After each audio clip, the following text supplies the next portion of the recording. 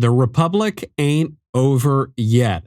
A major Republican victory in Blue Virginia this week. Glenn Youngkin defeats Terry McAuliffe.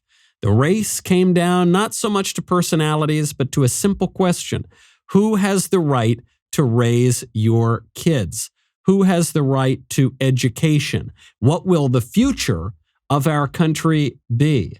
And the election victory gave Republicans something that we have not had in a very, very long time. In one word, hope. This is Verdict with Ted Cruz.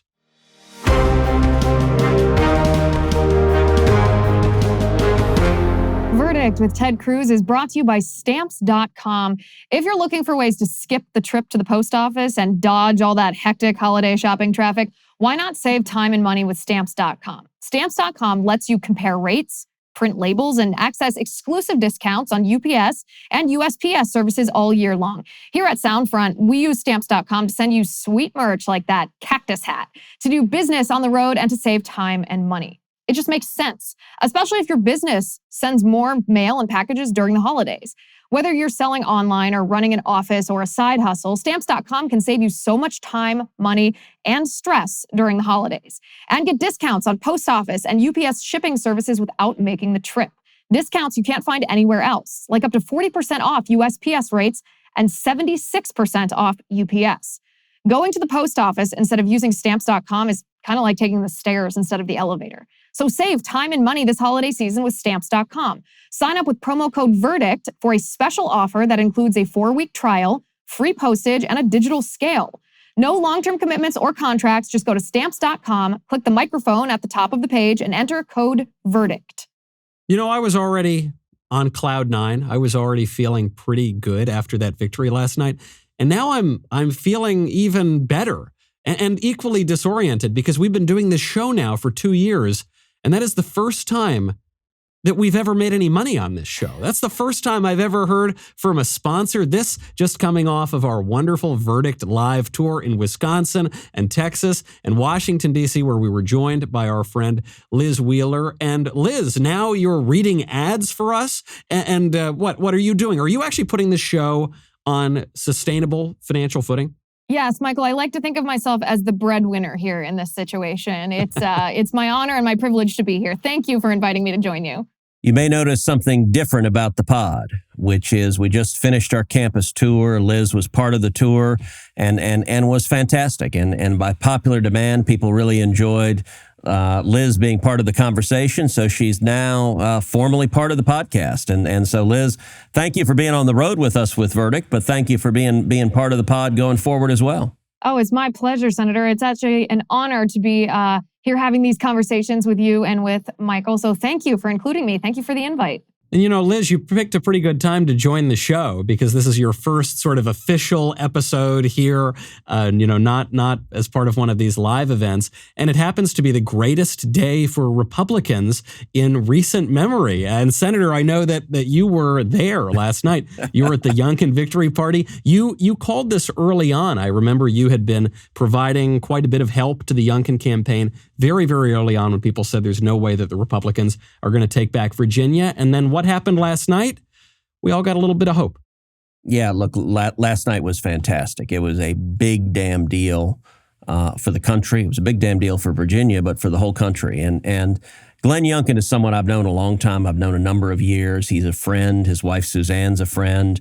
They actually have a ranch in Texas. Heidi and I have stayed on their ranch in Texas and floated in the river on inner tubes with a cold beer and a hot summer's day. And Glenn is someone, I endorsed Glenn early in this race. I endorsed him in the primary. It was a big contested primary and went out and campaigned for Glenn. I spent 2 days on the road. In fact, the last 2 days of the primary, I was on the road barnstorming the state of Virginia with Glenn, and we did rallies all over the state. It's a little bit crazy. There were in that primary about 50,000 people voted in that primary.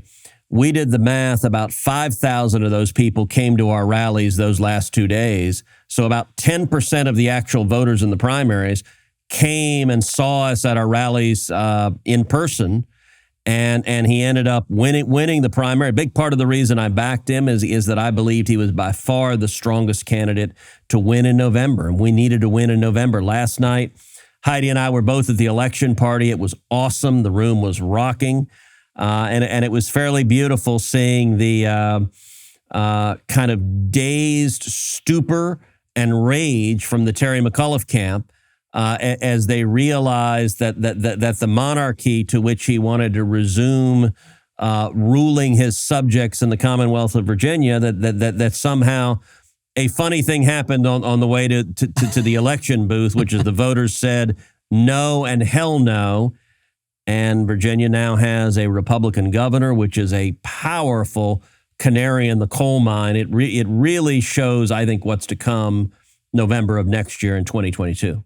Liz, I know you, like me, were waiting up until after midnight last night because I don't know. I call it cynical. I had this fear that around 3 a.m. there would be an undisclosed number of ballots that suddenly appeared in Fairfax County or something like that.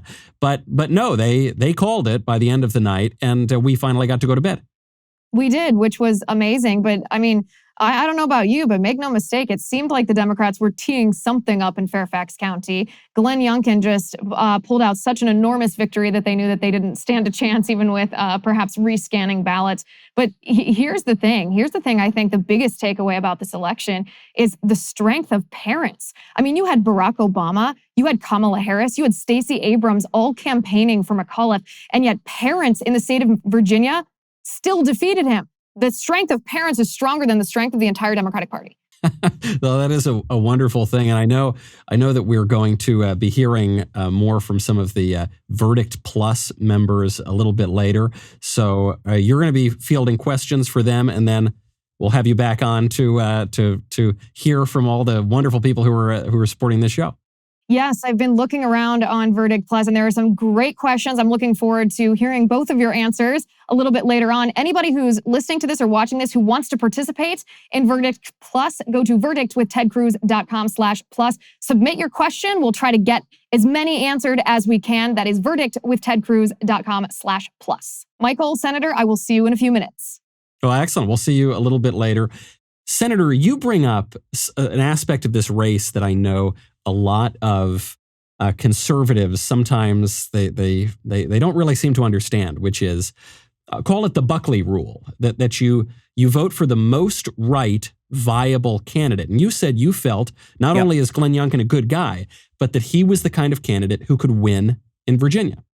Yeah, look, I mean, we need candidates who can win. And you look at Glenn, the campaign they ran, and by the way, Glenn's political team was my political team. It was my senior people that were running his campaign.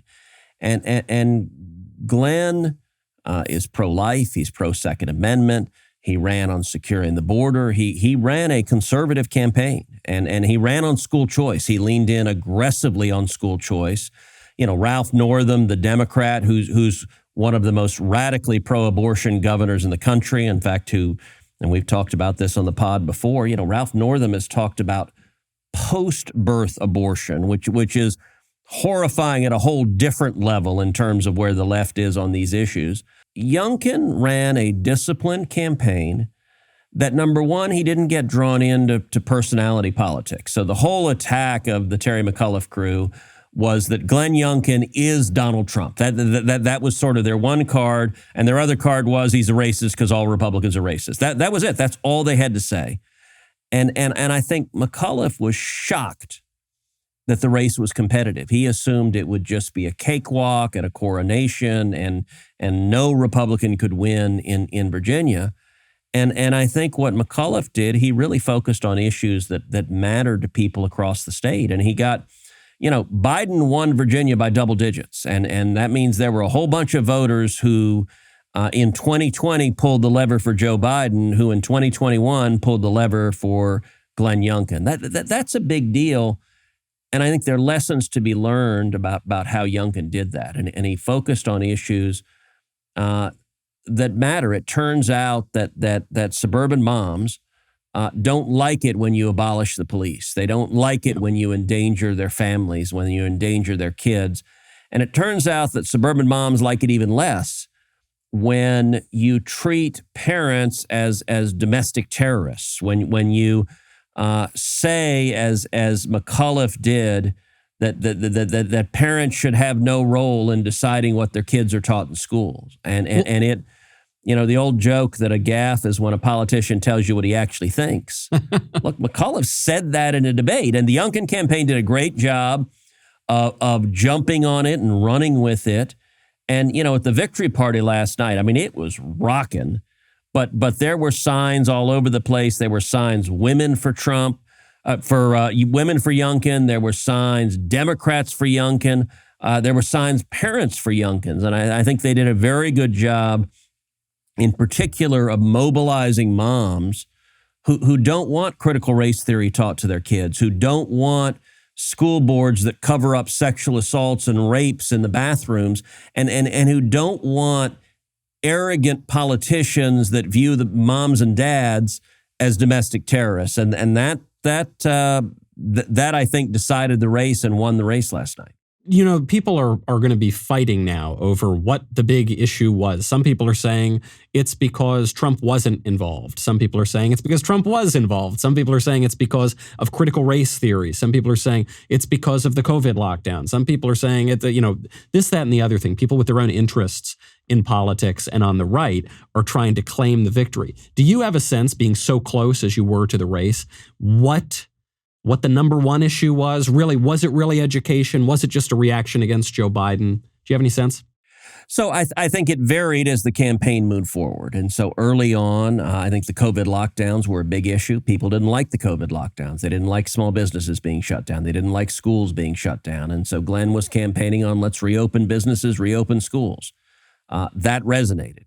I think people didn't like Ralph Northam was dumbing down the schools, was dumbing down advanced education for students, and was saying we're not going to teach advanced education anymore in Virginia schools. And Glenn campaigned on, yes, we are. Our kids deserve to have advanced courses and the ability to learn and achieve excellence. That was powerful. Glenn campaigned on school choice, and he did so early on. I think school choice is a winning issue for Republicans. I think it is a powerful issue. If you look at Youngkin's numbers, he went up with African Americans. He went up with Hispanics. He went up with Democrats. He went up with women. I mean, he went up across the board. The media want to make it all about Trump. I think Youngkin did a good job. Trump endorsed him. Youngkin welcomed the Trump endorsement, was glad to have it. But didn't want to make the entire election about the personality of Donald J. Trump. There are many people, you and I included, who are supporters of the president, who recognize that he did extraordinarily good things as president.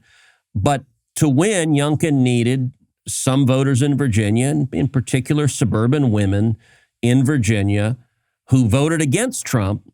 Youngkin needed them to switch their votes to him, and I think he did that.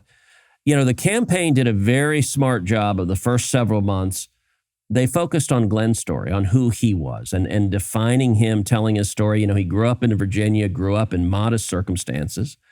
He went to Rice and played basketball 4 years at Rice, and met his wife, Suzanne, as a Texan. She went to SMU. And then he had a career in business, an incredibly successful career in business where he was a CEO. And I think the campaign did a good job of defining who Glenn was, so that when Terry McAullife came in at the back end and said, he's Donald Trump, people were like, well, no, he's not. He's that guy. Yeah. And that was valuable to define his own life story, what he believes, and to certainly welcome and embrace the support from Trump supporters, but not make it just a personality referendum. I think that was smart. I then think the second phase of the election really shifted hard to parents and schools. And I think Loudoun County played a pivotal part in this victory. Had the horrific events that transpired in Loudoun County not happened, I think the odds are very good Terry McAullife would be the next governor of Virginia. That Loudoun County, we've talked about it before on the pod. We talked about it on our campus tour.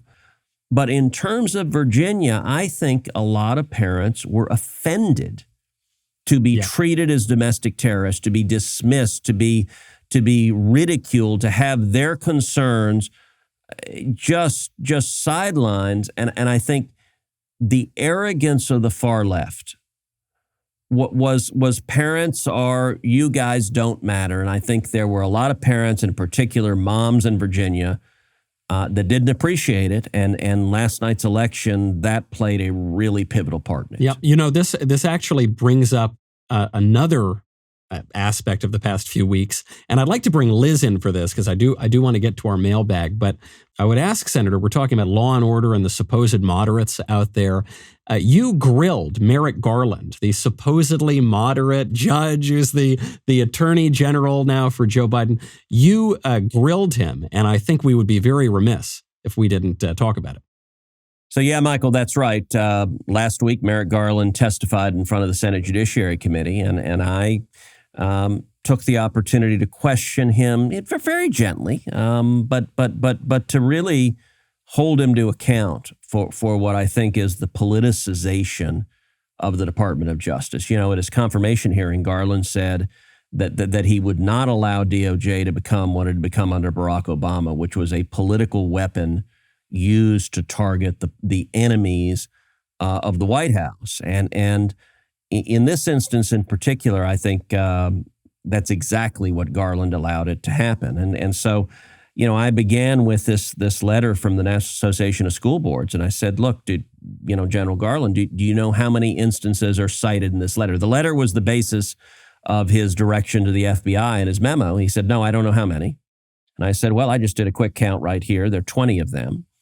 Do you know how many of them were violent or arguably violent on their face? He said, no, I don't know that either. I said, well, there's a reason you don't know that, because you didn't give a damn to check. You didn't look. Your staff didn't look. No one investigated. From my quick examination of the letter here, it appears 5 of them on their face may have been violent. That means 15 of them were not. Now, 15 of them were expressing speech. Sometimes parents who were mad, who were expressing vigorous speech, but they were engaged in activity protected by the First Amendment. And I pointed out, I said, look, DOJ, senators, we've sent letters to DOJ that for months you ignore. You don't care what we have to say. You just utterly ignore when we write the Department of Justice. And yet when these well-connected Democrats who are working with the White House demand that you go after parents and target them, 5 days later, you snap your fingers and you direct the FBI to do it. And the heat on the National Association of School Boards was so great, they actually withdrew the letter. They apologized for it. They're having, local chapters resign from their organization. And they said they were embarrassed by the letter. They withdrew it. And I asked the Attorney General, well, are you embarrassed? Do you have any, do you have the same integrity, the same sense of shame that the National Association of School Boards did? And Garland was like, no. I apologize for nothing. There was nothing that intimidated parents. And it's like, really? Really? You think sending the FBI to go after parents, that's not intimidating? That doesn't chill their speech? That doesn't frustrate our democratic process? And it really was striking, I think, both the arrogance that Garland conveyed, but simultaneously the cluelessness. And one component of that, look, Garland has been a judge for 24 years. He hasn't had anybody question him in 24 years. He's not faced a single difficult question. He's not had anyone scrutinize what he says or does.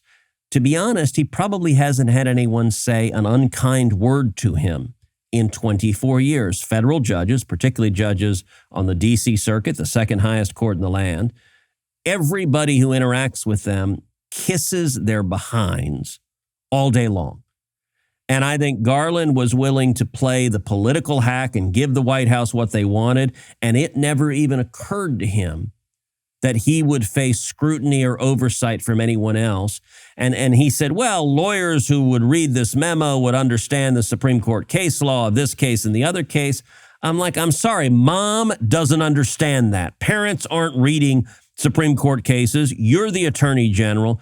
You don't think sending a memo to the FBI, to the men in black, the G-men, to go target parents as intimidation, then you are being clueless. You're not doing your job as Attorney General, and you're allowing DOJ to be politicized. And I think that was, it was shameful, but it was also, it played a real role in the victory in Virginia last night. Now with that, Liz, you're back now. Do we have any questions from the mailbag from Verdit Plus? We do. And by the way, I think you're exactly correct on how serious Merrick Garland's behavior, how much of an impact it had in Virginia. It's almost inarguable that it didn't. And you played a really big role in that. So I know that our country appreciates that, especially parents of young children who don't want their kids indoctrinated. So anybody who's not part of Verdit Plus, I invite you to join us over there at verdictwithtedcruz.com/plus. You'll get exclusive access to the senator himself. A lot of your questions will be answered just like right now. There are some great questions. While I tee these up, I do want to skip the line and ask you a question myself. And that is, there's a rumor in the United States Senate that you lost a wager on the floor of the Senate. Can you confirm, Senator, whether this is true or false? Oh, that's painful. It is very painful. So tragically, my Astros lost the World Series, and we lost last night. And I will say, so Tuesday night, I truly was bittersweet because I was at the Youngkin election party. We were celebrating the victory. It looked like a victory all night long. But on my phone, I was watching the live stream of Game 6 of the World Series, and the Braves were just whipping our asses. It wasn't even close. First couple innings were pretty good. Then we were down 3-0. Then we were down 6-0. Then we were down 7-0. And so I'm miserable watching it, but really happy for Virginia and the country. But it gets even worse because I had a wager with Jon Ossoff, the new senator from Georgia, over who would win the World Series. And the stakes of the wager, now that I've lost, sadly, I'm going to have to deliver Texas barbecue and Shinerbach beer to his entire staff. And so we'll treat them to lunch and give them Texas barbecue and beer. And it's okay because they don't really have barbecue in Georgia. I'll get some grief for that comment. But even worse, I'm going to have to wear a Braves jersey, which it already burns. I can feel the pain from doing so. This is my third World Series wager. 2 years ago in 2019, I had a bet with Tim Kaine over the Astros and the Nationals. Sadly, I lost that one, and so I delivered to Tim the barbecue, the beer, and I wore a Nats jersey. But 2 years before that, in 2017, I had a wager with Kamala Harris, and Kamala delivered California wine and See's chocolate, and she live streamed it as she was wearing Astros gear. And so I got to say, winning the bet is a lot more fun than losing the bet, and so I'm not looking forward to paying up to Ossoff. I will do so. And I talked to him tonight about it. I said, look, I'll do so, and I'll do so cheerfully, but be forewarned, I'm going to be bitching about it at the same time. Well, we look forward to seeing, at least images, if not videos of this over on Verdit Plus. I know we're sorry that you lost the wager, but we do want a little peek into this, a little peek into this tradition that you've set. And Liz, I do have to say there is something exquisite that the World Series was between Texas and Georgia, two states that passed voter integrity laws after Major League Baseball yanked the All-Star game out of Atlanta because Georgia passed voter integrity laws. I love the fact that the World Series trophy that Major League Baseball had to present it in Atlanta. The commissioner had to go to games in Houston and Atlanta, and it is, all I can say is karma's a bitch. It really is a beautiful, beautiful thing. It is. I mean, that's poetic justice if I ever heard it.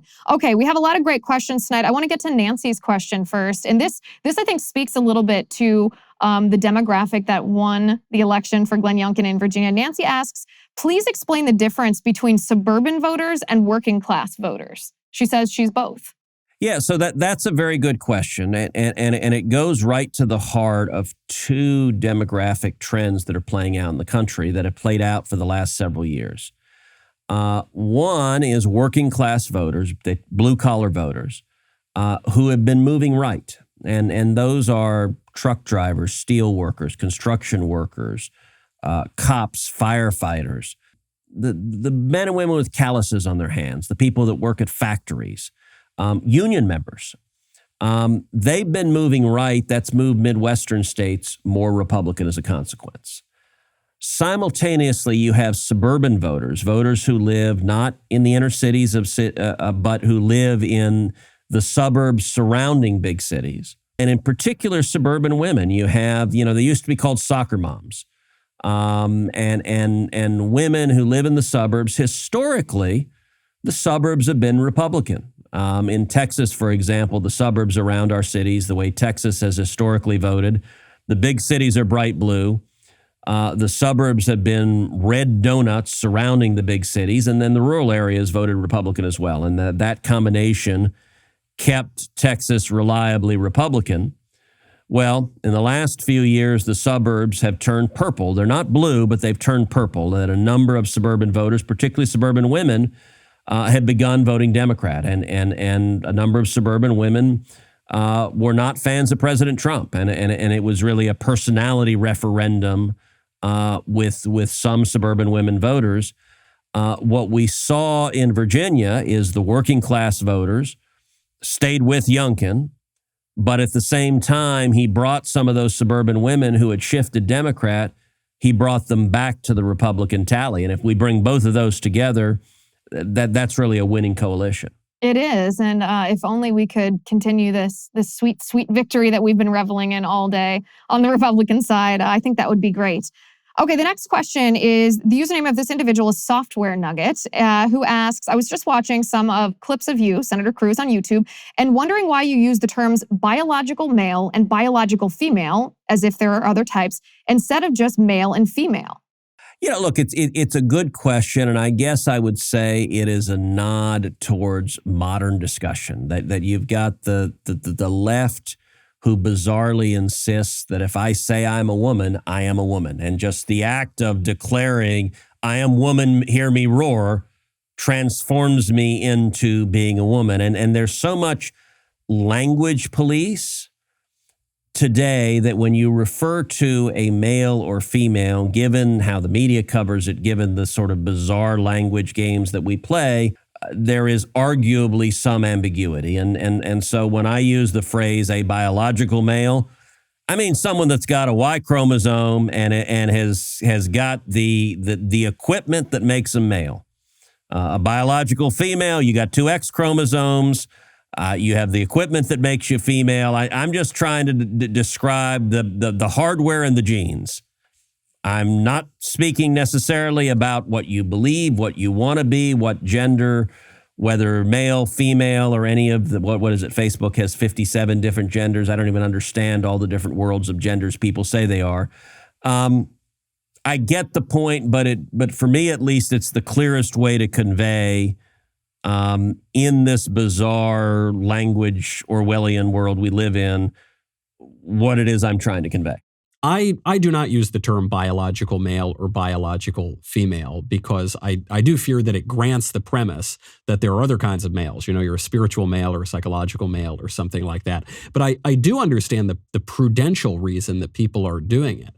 It is to draw this distinction, first of all. It is to meet people where they are. It is to sometimes to avoid certain bans on big tech platforms that will forbid you from referring to a man who thinks that he's a woman as a man. I mean, there are all of these prudential and instrumental reasons to do that. But yes, I do think ultimately the way we're going to win is by watching that language very, very closely and recognizing that even when we appear to be opposing the new politically correct jargon, sometimes we can inadvertently be accepting some of their premises. And so, they say it's good to be blunt and straight talking and call a spade a spade. And yes, I think we ought to call a man and a woman a woman. Well, there you go. And for anybody who wants to submit questions for our next episode, for the mailbag on that episode, please go over to verdictwithtedcruz.com/plus. Supporters exclusively have the option to submit questions for Michael Knowles and Senator Ted Cruz. All right, this next question is actually one of my favorite questions. I'm very excited to hear your answer. This is what they ask, Senator. What 3 government agencies would you most like to abolish? Number 1, the IRS. I think the IRS is a tool of oppression. I think it is a tool of intrusion into privacy. You can see with the Bernie Sanders budget, the Democrats are trying to use the IRS to monitor every financial transaction any American engages in over $600. I would shut down the IRS. I would padlock it. I think we ought to have a simple flat tax where you fill out your taxes on a postcard. I've laid out the details of a flat tax and how you could operate it that would be incredibly simple, that virtually the entirety of the IRS would become irrelevant and unnecessary. So that would be number one. Very close second would be the Federal Department of Education. I think the Federal Department of Education has been used to try to impose national curriculum standards, to try to violate and trample upon the authority of local jurisdictions to run their own schools. I don't think we need a federal government trying to set local curricula. As for the third ones, there are a number of different ones you can point to. I'd probably point to the Department of Commerce as third. The Department of Commerce is a big grab bag of all sorts of different, whether it is corporate welfare and cronyism or all sorts of different components. There's some elements of the Department of Commerce that are necessary. For example, the Census Bureau. Constitution actually requires the federal government to conduct a census every 10 years. We still need a Census Bureau, so you could move the Census Bureau somewhere else. You don't need the whole Commerce Department to do it. There are other elements of the Commerce Department. There are some essential functions in it. You know, I got to say, Liz, I think back to 1995. So 1995, I just graduated from law school. And I was a law clerk in Northern Virginia, was clerking for Judge Michael Knowles, who was at the time the strongest conservative federal appellate judge in the country. And it was at the time of the Newt Gingrich, the Republican Revolution had just happened. And then you remember there was a government shutdown at the time. And only essential workers, federal workers, were allowed to go to work. And I remember the Department of Commerce at the time put out a press release that they said 70% of our workers did not come into work, only 30% came in. But they said, fear not, all essential functions were carried out. And I remember laughing at the time and saying, great, you've just put out a press release saying you only need 30% of your staff, that 70% can be dismissed tomorrow. If all the essential functions can be done with 30% of your staff, we can save some real money. So that's an initial stab at three agencies. And listen, I like any answer that essentially encompasses the idea of abolishing the administrative state once and for all. And I think those answers are pretty good. All right, Michael, now same question to you. What three government agencies would you most like to abolish? Well, these days I'd like to go after the Occupational Safety and Health Administration. I don't really like that. This sort of little-known agency that is now enforcing this draconian vaccine mandate on everybody. That would be one that I think should go. People often will say, the Energy Department, and that's all well and good. But I'd like to get rid of some of these more obscure offices. I'd like to get rid of the within each office. I would like to get rid of the deputy assistant, deputy director, assistant of diversity and inclusion and equity. I'd like to get into that. And then really even beyond abolishing these agencies and departments, I want to take them over. Okay. We've been talking about cutting all these agencies for a long time, but I think that assuming we're not going to be able to do that all that successfully, I want to go in, get our own guys in there, and then start wielding the government on the happy occasions that the people give us political power to ends that are good and just and moral and right and more favorable to conservatives. Well, that may be easier said than done, although I certainly agree with you. All right, I'm looking on Verdit Plus now. All of the great people over on Verdit Plus have been submitting questions. And here's a question, Michael, for you. This is the question. Is the quote-unquote common good branch of conservatism actually conservative? Is it constitutional? This question comes from Nancy. Yes, of course it is by definition. A republic comes from the res publica, right? The things we have together, the things that are in common. The Constitution is pretty clear. It's to provide the blessings of liberty for the American people, to provide for the general welfare. And the whole point of self-government is that we are going to exercise our judgment and our prudence to have a better country for all of us. We don't just live as these individualized atoms floating in free space. We have a country together, and so we need to have things in common. And you know, this didn't used to be controversial. I mean, this was the understanding of not just the founding fathers, but of statesmen from time immemorial. And I think one thing that we've made a mistake in recent decades is we have put the cart before the horse. That phrase, blessings of liberty, here, I think is pretty important. Liberty is wonderful. True liberty especially is wonderful, and individual liberty and the liberty of localities is all wonderful. But it's an instrument. It's not an end unto itself. It is an instrument towards something. When the framers of the Constitution tell us that they are trying to give us the blessings of liberty, they are acknowledging something that we all used to know, which is that our liberty is not just so that we can sit at home and say, by golly, I'm free, but it's so that we can have a good country, so that we ourselves can flourish, our families can flourish, our communities can flourish, and ultimately our nation can flourish. It's deeply, deeply conservative. And the denial of the common good or of the good or this hyper-focus on emancipation and liberation or whatever, that really historically comes from the left much more than it comes from the right or from conservatives. This is almost part two, I think, of the great conversation that we had at Catholic University that spoke to the definition of liberty and how that is inherently, I guess you posited that it includes the common good. It was a great debate. Okay, so one more question that we have here is a very good question, very pertinent to the time that we are in right now. And this comes also from Verdit Plus, from the username Cracklin. He says, should government leaders be making decisions about mandates that they or their family will heavily profit from? Is that a legal or ethical conflict of interest? Certainly, it would be. If a government official stands to reap a huge sum of money because of some policy that he's foisting onto the public, that would be a major conflict of interest.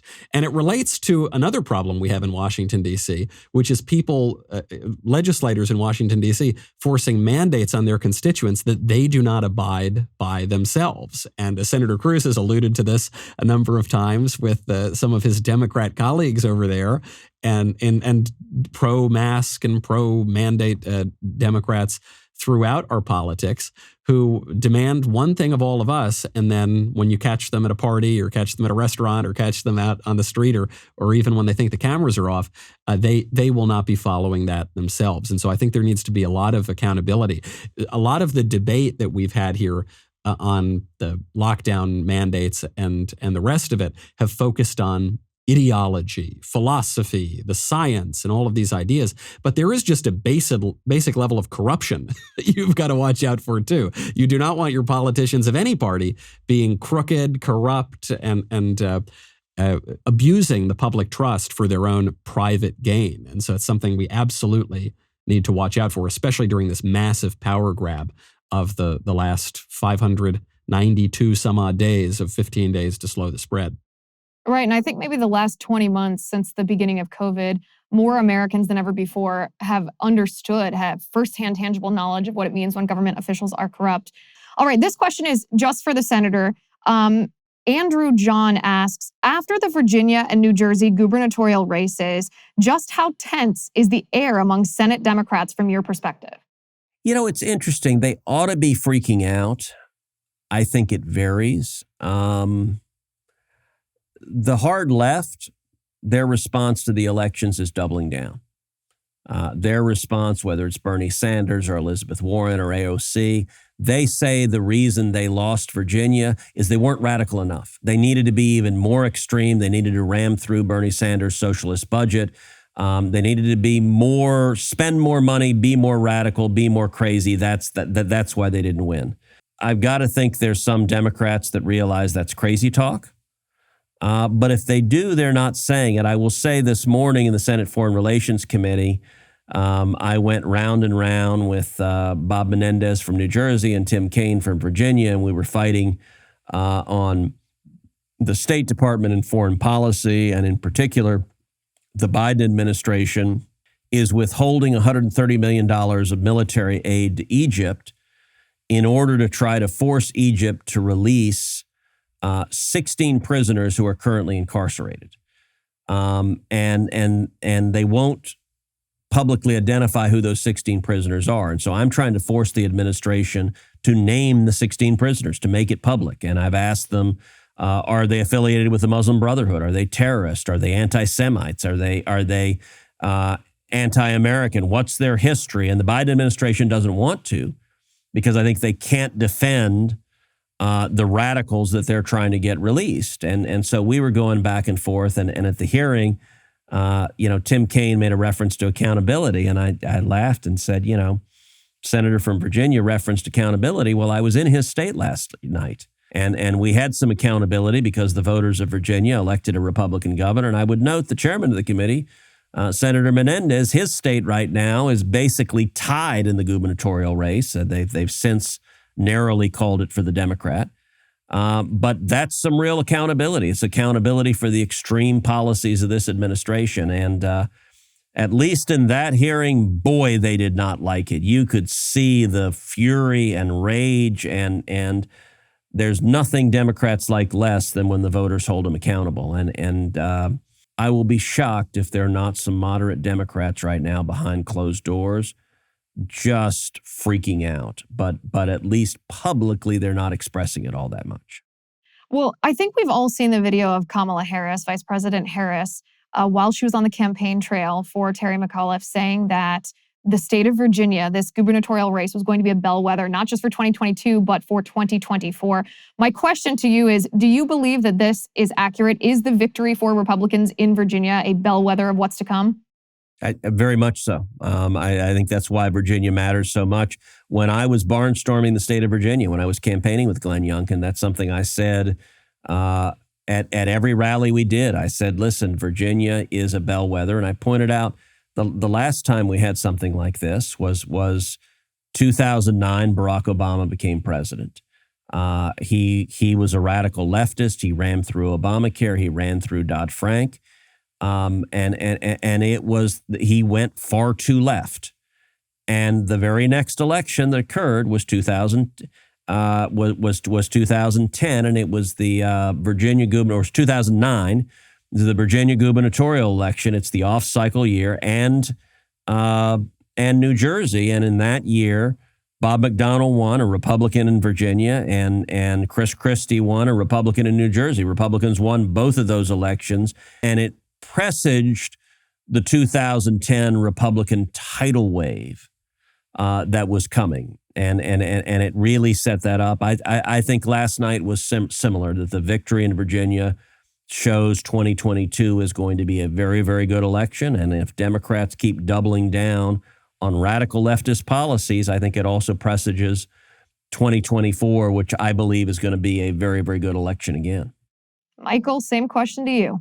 It was a great relief last night when the Republicans won this election and did very well elsewhere outside of Virginia as well, because I think so many of us were so depressed. We thought the system is just rigged and there are going to be ballot drops at 3 o'clock in the morning and a water pipe is going to burst and we're just not going to win any elections again. And this has this reinforcing effect, because if you think that it's not possible for you to win elections, then you're less likely to turn out, you're less likely to register, you're less likely to do those things. And so it'll become a self-fulfilling prophecy. So I do think it reminded us the Republic's not dead yet. There is still a chance. Republicans can still win.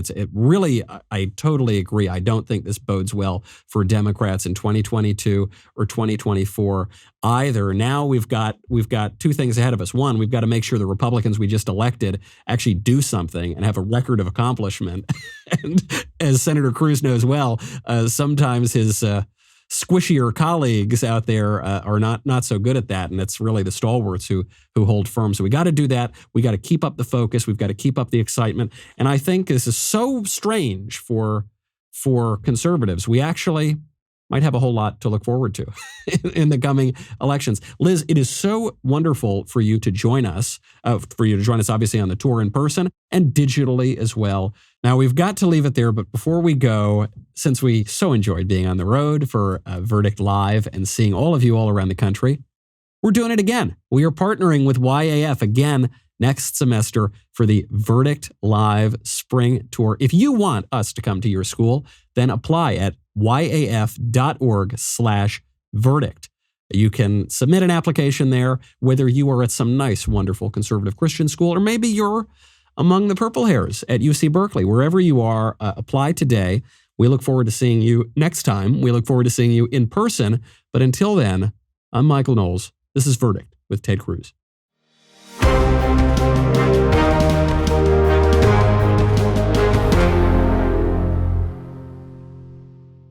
This episode of Verdict with Ted Cruz is being brought to you by Jobs, Freedom, and Security PAC, a political action committee dedicated to supporting conservative causes, organizations, and candidates across the country. In 2022, Jobs, Freedom, and Security PAC plans to donate to conservative candidates running for Congress and help the Republican Party across the nation.